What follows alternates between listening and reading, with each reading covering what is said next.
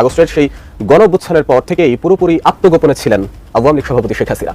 তবে এবার প্রথমবারের মতো তাকে প্রকাশ্যে দেখা গিয়েছে একটি ভিডিওতে। শেখ হাসিনা ক্ষমতাচ্যুত হওয়ার 17 মাস পর প্রথমবারের মতো ভারতে বসে সাংবাদিক বৈঠক করলেন।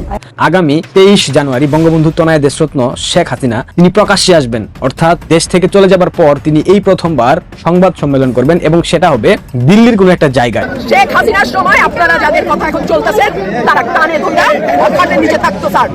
আমি রুমিন ফারহানা, কোনো দল লাগে না আমার।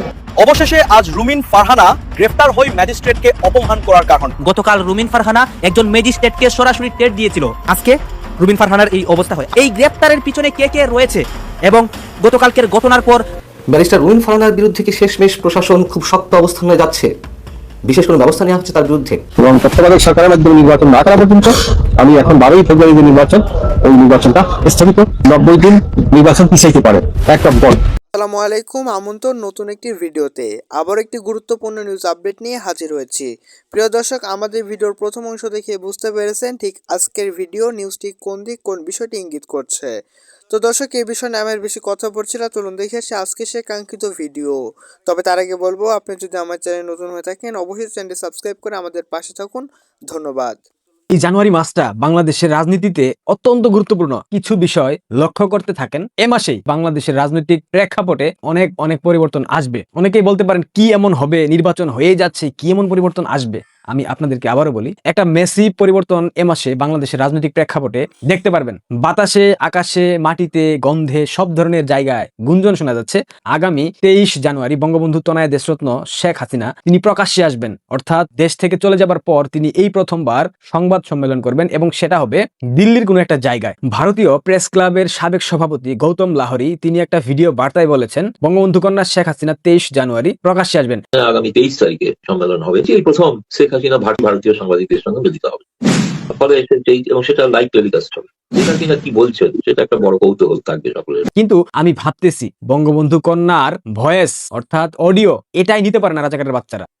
বঙ্গবন্ধু কন্যা যে অডিও দেন, এই অডিওকে কেন্দ্র করে সুৎখুর ইউনুস একাধিকবার ভারতীয় সংবাদ মাধ্যম, ভারতের অথরিটি অর্থাৎ ভারতের সরকারের বিভিন্ন সংশ্লিষ্ট ব্যক্তিবর্গ তাদেরকে বারবার বলার চেষ্টা বলেছে শেখ হাসিনাকে চুপ থাকতে বলেন, শেখ হাসিনা বাইরে বসে কেন উস্কানি দিচ্ছে। সুৎখুর ইউনুস গঙের যে অপকর্ম, যে নৈরাজ্য, এদের বিরুদ্ধে কথা বলার কারণে তার জবান বন্ধ রাখার জন্য সর্বোচ্চ প্রচেষ্টা চালিয়েছিল সুৎখুর ইউনুসের অন্তর্বর্তীকালীন সরকার, কিন্তু তারা সেটা করতে পারেনি। ভারতবর্ষ স্পষ্ট বার্তা দিয়েছিল বঙ্গবন্ধু কন্যা তিনি ভারতে আছেন, তিনি তার ইচ্ছা অনুযায়ী কথা বলতে পারেন। ভারত একটা বৃহৎ গণতান্ত্রিক রাষ্ট্র, তারা কখনোই কাউকে বাধা দিতে পারে না, কারণ বঙ্গবন্ধু কন্যা ভারতে রাষ্ট্রীয় অতিথির মর্যাদায় আছেন। আমি শুধু ভাবতেছি বঙ্গবন্ধু কন্যা যদি লাইভে এসে বক্তব্য দেন কিংবা প্রেস কনফারেন্সও করেন, ভাবতে পারেন রাজাকারের বাচ্চাদের কি হবে, যারা এই বাংলাদেশকে অস্থিতিশীল করার নেপথ্যের কারিগর, যারা ডলার খেয়ে বাংলাদেশটাকে নরক বানিয়ে ফেলেছে, তাদের মনস্তাত্ত্বিক জায়গাটা কি হবে, তাদের মনের মধ্যে কি ধরনের ভয়, শঙ্কা, ভীতি কাজ করবে। জুলাই জঙ্গিরা, তোমাদেরকে আবারও বলতেছি, বাংলাদেশ ষড়ঋতুর দেশ, কখন ঋতু বদল হয়ে যায় বলা খুবই মুশকিল। যে কোনো সময় যে কোনো ধরনের পরিস্থিতি মোকাবিলা করার জন্য ওইটুক সামর্থ্য অর্জন করো, নয়তো পিটিয়ে পিঠের চামড়া ছিঁড়ে ফেলা হবে।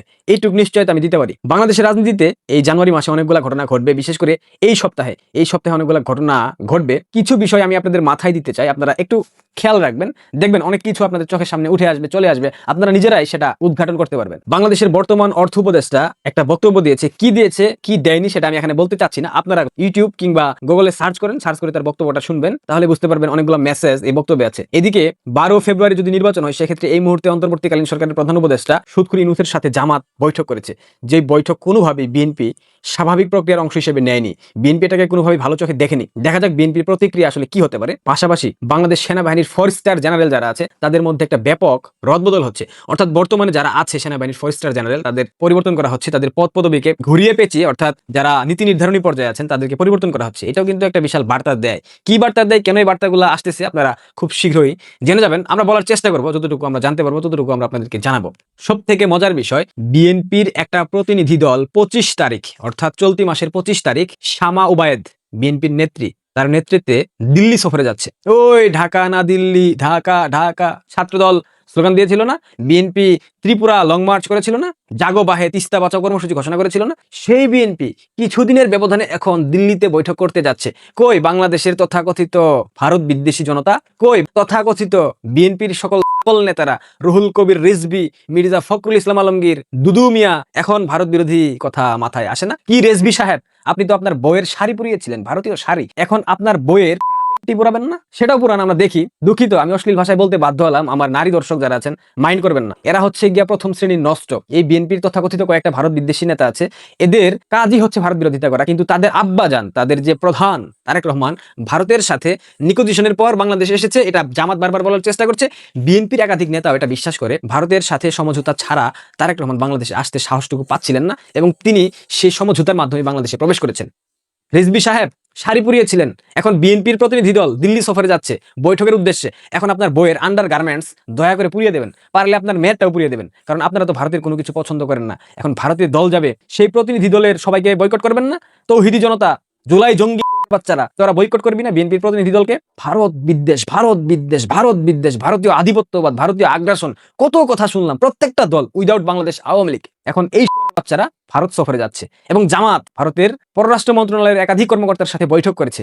লজ্জা থাকা উচিত, মিনিমাম লজ্জাটুকু রাজনীতি করতে হলে থাকতে হয়, এই লজ্জাটুকু এই চোরের বাচ্চাদের মধ্যে নাই। আরো একটা গুরুত্বপূর্ণ তথ্য, ব্যাকডোর বিভিন্ন চ্যানেলে বাংলাদেশের বর্তমান সেনাপ্রধান বিভিন্ন আন্তর্জাতিক মহলের সাথে যোগাযোগ করছেন, বিভিন্ন লবি মেনটেন করতেছেন। এখানে অবশ্যই ভারতীয় লবি আছে, কেন মেনটেন করতেছেন, কি চাচ্ছেন, কি হচ্ছে, সব ধীরে ধীরে পানির মতো পরিষ্কার হয়ে যাবে। 12 ফেব্রুয়ারি নির্বাচনকে কেন্দ্র করে কতগুলা শখ জাগানো হয়েছে আপনারা কল্পনা করতে পারবেন না। অনেকেই বলতে পারেন বাংলাদেশ আওয়ামী লীগ তো নির্বাচন প্রতিরোধে কোনো ব্যবস্থা নেয়নি, বাংলাদেশ আওয়ামী লীগের কোনো ব্যবস্থা নিতে হবে না, বাংলাদেশের মানুষই ভোট কেন্দ্রে যাবে না। নিশ্চিত থাকেন আপনারা, একটা সিম্পল শতাংশের মানুষ তারা ভোট কেন্দ্রে যাবে, তারা উৎসবমুখর পরিবেশে ভোট দেওয়ার চেষ্টা করবে, কিন্তু বাংলাদেশে সেই প্রেক্ষাপট নাই। 40% সমর্থকের একটা দলকে নির্বাচনের বাইরে রেখে নির্বাচন আয়োজন করা হবে, আর সেই নির্বাচনে বাংলাদেশের মানুষ অংশ নেবে স্বতঃস্ফূর্তভাবে, এটা ভাববার কোনো কারণ নাই। ওয়াকার প্রথম শ্রেণীর ক্রিমিনাল, দেখা যাক শেষ টাইমে এসে ইউনূসের সাথেও ক্রিমিনালি করতে পারে, বিএনপির সাথেও ক্রিমিনালি করতে পারে। নিজের জীবন রক্ষার একটা ব্যাপার তো আছে, তাছাড়া পরিবারের তো ব্যাপারটা থেকে যায়। সবার মাথায় তো আত্মীয় স্বজন, পরিবার পরিজন, বন্ধু বান্ধব থেকে যায়, তাই না? আমাদের রাষ্ট্রপতির সাথে আজকে বাংলাদেশে যে নবনিযুক্ত মার্কিন রাষ্ট্রদূত আছে, তিনি টেলিকনফারেন্সে যোগাযোগ করবেন। এইখানেও একটা বিশাল বার্তা আছে, কি আছে না আছে এগুলা পরে বলবো। আমি অনেকগুলো ঘটনা ঘটতেছে, এবং এই 7 দিনের মধ্যে আপনারা অনেক কিছু দেখতে পারবেন। আরেকটা বার্তা বিএনপির উদ্দেশ্যে দিয়ে যায়, বাংলাদেশের বর্তমান অন্তর্বর্তীকালীন সরকার সাংবিধানিকভাবে অবৈধ, আইনগতভাবে অবৈধ। সংবিধানে 15 সংশোধনীতে তত্ত্বাবধায়ক সরকারের ব্যবস্থা কিংবা অন্তর্বর্তীকালীন সরকার ব্যবস্থা বলে কোনো কিছু অবশিষ্ট নাই। এই সরকারটা সুপ্রিম কোর্টের অ্যাপিলেট ডিভিশনের যে নিয়ম নীতি মেনে গঠিত হয়েছে, প্রধান বিচারপতির স্বাক্ষরের মধ্য দিয়ে, এগুলো সব বোগাস। সো এই সরকার যদি সম্পূর্ণরূপে অবৈধ হয়, এবং এই অবৈধ সরকারের আয়োজিত নির্বাচনে, দর্শক আশা করছি সম্পূর্ণ ভিডিও দেখেছেন। দর্শক আসলে সম্পূর্ণ ভিডিও দেখে বুঝতে পেরেছেন ঠিক আজকের নিউজটি কোন দিক কোন বিষয়টি ইঙ্গিত করছে। দর্শক বাংলাদেশের যে রাজনীতি প্রেক্ষাপট তারই আলোকে আমরা ভিডিও নিয়ে হাজির হয়েছি। দর্শক রুবিন ফারহানার যে বিষয়টি রয়েছে, সে বিষয়টি কি আসলেই নির্বাচন কি 90 দিন পিছিয়ে যাবে? দর্শক আপনি কিভাবে নিচ্ছেন এই বিষয়টি? আমাদের এই ভিডিও সম্পর্কে আপনার মূল্যবান মতামত অবশ্যই কমেন্টস করে জানিয়ে দিন। পরবর্তী নিউজ আপডেট পেতে হলে অবশ্যই যারা চ্যানেল নতুন অবশ্যই চ্যানেলটি সাবস্ক্রাইব করে রাখুন পরবর্তী আপডেট পাওয়ার জন্য। তো ধন্যবাদ, দেখা হচ্ছে নতুন কোনো ভিডিওতে। সেই পর্যন্ত সবাই ভালো থাকবেন, সুস্থ থাকবেন, আল্লাহ হাফেজ।